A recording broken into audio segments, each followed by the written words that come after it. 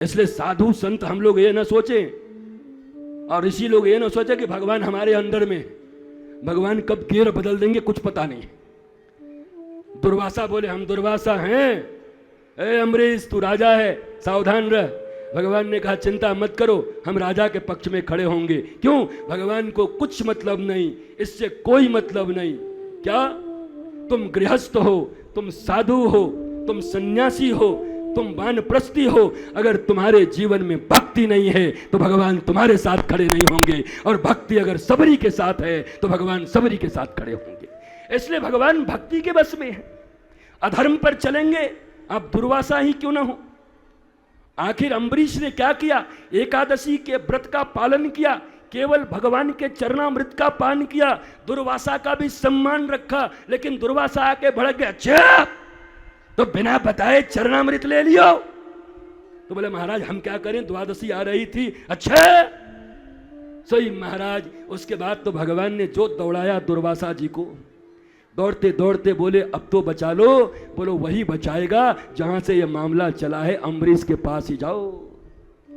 राजा अम्बरीश कौन है? चक्रवर्ती सम्राट होने के बाद भी अपने गुरु और गोविंद की सेवा अपने हाथों से करते हैं। मेरे गुरुदेव सदा कहा करते थे, सुन अगर जीवन में आगे बढ़ना है, धार्मिक बनना है तो सावधान, नौकर चाकरों के द्वारा अपने गुरु और गोविंद की सेवा मत करवाना, अपने हाथों से अपने गुरु की सेवा करना।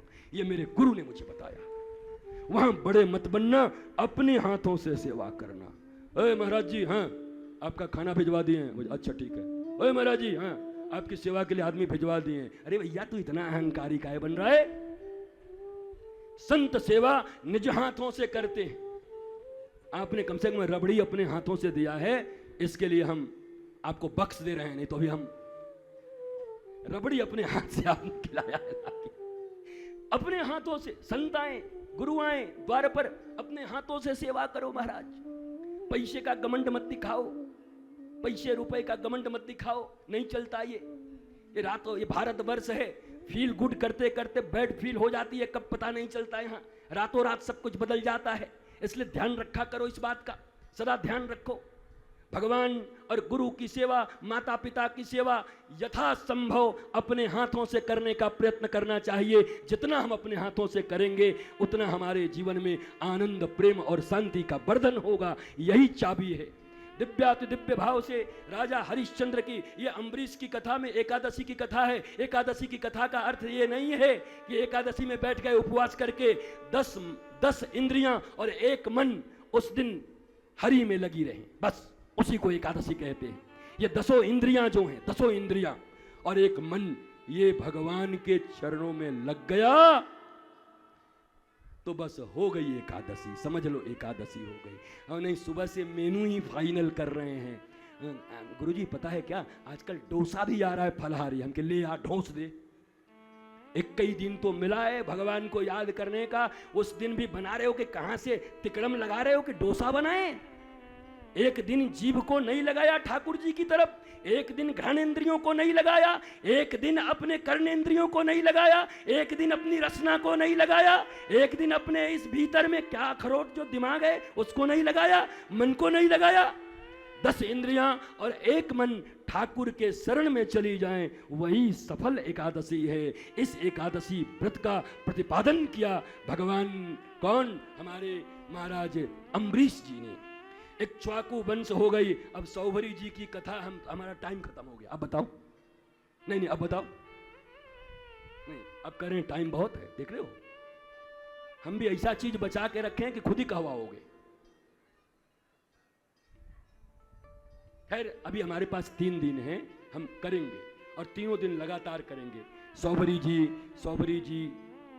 ऋषि आदि ऋषि है, ब्रज के सबसे आदि ऋषि।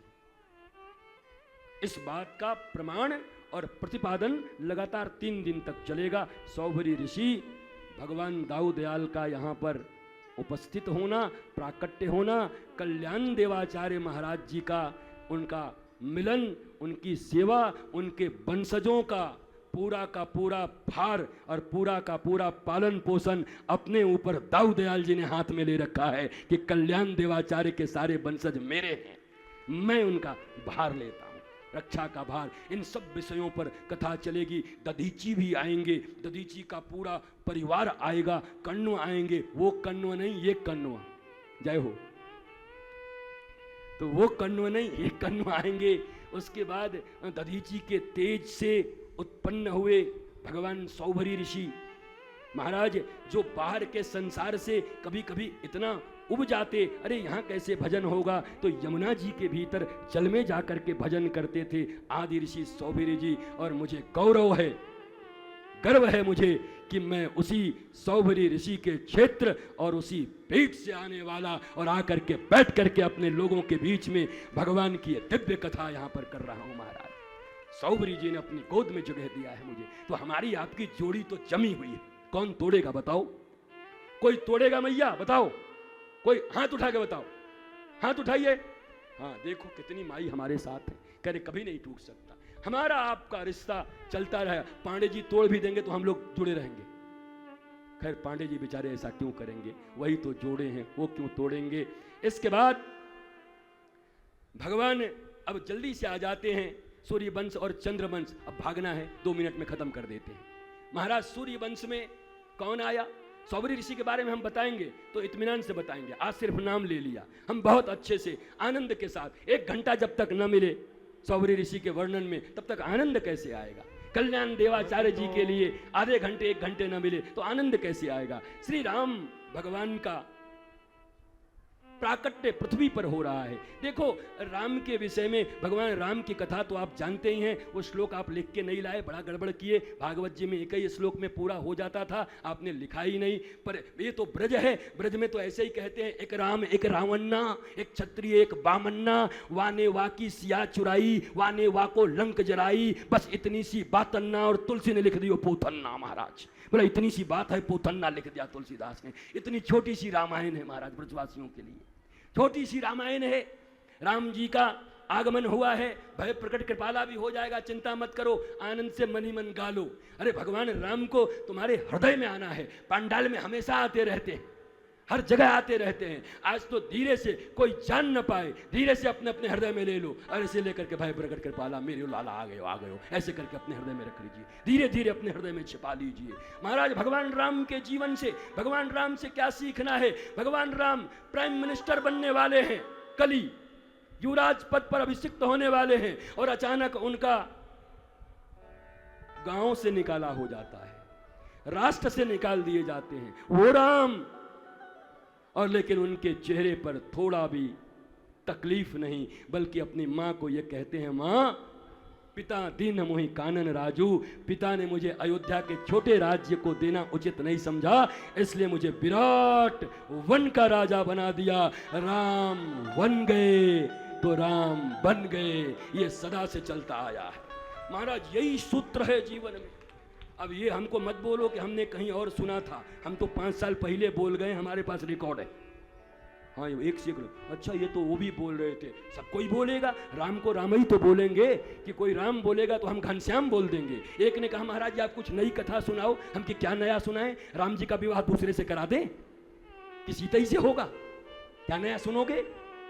वो जो सब बोलते हैं, जो सत्य है वही होगा। राम का जन्म हुआ, राम भरत लक्ष्मण शत्रुघ्न इनका प्रेम, हनुमान जी का आगमन, भैया सीता जी का हरण, फिर वहाँ सीता जी का पता ले आए, राजगद्दी पे बैठ गए, हो गया। सिर्फ एक पॉइंट आपसे बात करना चाहता हूँ, 2 चीज़ों पर बात करना चाहता हूँ। एक बात करना चाहता हूँ मंथरा के ऊपर में, राम का परिवार इतना अच्छा परिवार, अयोध्या जैसा परिवार जहाँ स्वयं भगवान मौजूद हैं, लेकिन कैकेयी जैसी माता जो अपने वक्षस्थल से राम को दूध पिला करके बड़ा की है, आज 1.5 मिनट की संगति होती है मंथरा के साथ, कैकेयी की बुद्धि बदल जाती है। और कैकेयी की जब बुद्धि बदल जाती है तो क्या मिलता है कैकेयी को, जिस बेटे के लिए राज्य मांगती है उसे राज्य तो नहीं मिलता है, क्या मिलता है, राम को वनवास, पति को स्वर्गवास, और बेटा गड्ढे खोद करके 14 साल तक रहता है। अगर मंथरा की संगति 1.5 मिनट भी जीवन में आ गई तो राम विहीन हो जाओगे,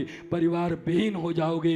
इसलिए मैं सदा कहता हूं जरा मुस्कुराइए, मंथरा को दूर भगाइए, और मंथरा न भागे तो स्वयं भाग जाइए, और मंथरा का असर पड़ गया हो तो अपने सदगुरु की शरण में चले जाइए, मंथरा का प्रभाव मिट जाएगा।